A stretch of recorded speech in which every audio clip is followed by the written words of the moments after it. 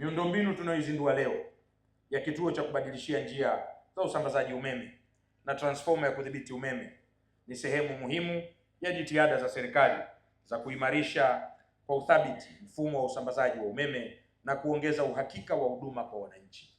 Kwa muda mrefu, wananchi wa wilaya ya Kongwa walitegemea njia moja ya umeme ya msongo wa kilovolti 33 kutoka Dodoma mjini, hali iliyokuwa ikisababisha changamoto za upatikanaji wa umeme wa uhakika kutokana na ongezeko la mahitaji ya huduma hiyo. Kukamilika kwa miundombinu hii kutaimarisha upatikanaji wa huduma ya umeme katika wilaya za Kongwa, Gairo, Chamwino pamoja na baadhi ya maeneo ya wilaya ya Mpwapwa na maeneo ya wilaya ya Kiteto. Sisi kama wilaya ya Kongwa, kwa niaba ya wakuu wa wilaya wenzangu tunaofaidika na mradi huu, nitumie fursa hii kipekee kabisa kumshukuru sana Mheshimiwa Rais Daktari Samia Suluhu Hassan kwa namna ambavyo ameweza kutatua changamoto ya umeme kwa wilaya hizi zinazofaidika na mradi huu.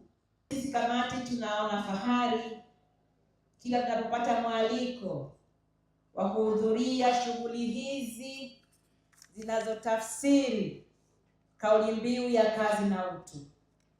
Tunakushukuru wewe binafsi pamoja na mkurugenzi mtendaji wa shirika la TANESCO kwa namna ambavyo mmekuwa mkitoa ushirikiano wa dhati kwa kamati yetu ya nishati na madini. TANESCO tulikuwa tuna njia moja ya kusambaza umeme kutoka Zuzu kuja hapa yenye umbali wa kilomita hizo 92 inayozunguka kwenye maeneo na wilaya 5 tofauti.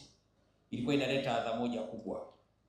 Tatizo linapoweza kutokea popote kati ya maeneo hayo yote matano, athari zinazoweza kujitokeza zilikuwa zinaathiri wateja wote waliopitiwa na njia hiyo ya kusafirisha umeme.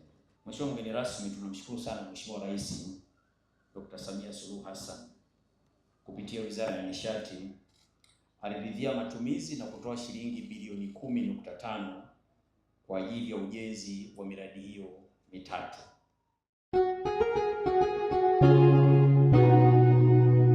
Kasako Media, tunaangazia maisha, tunaandika kesho.